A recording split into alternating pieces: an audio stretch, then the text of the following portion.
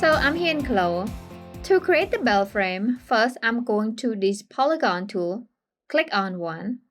Then hover the mouse to the right and click one on this rectangle tool to select. After that, I'm going to click one on the page.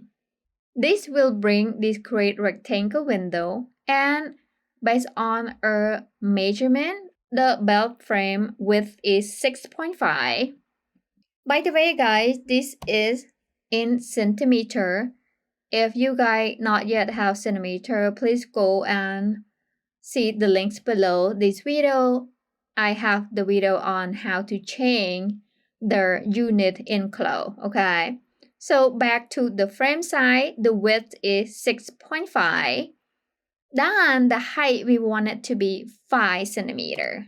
After that, I'm going to come down here, click OK. And as you can see, we just create the bell frame.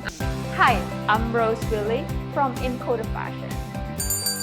There is more information under this video. Bye!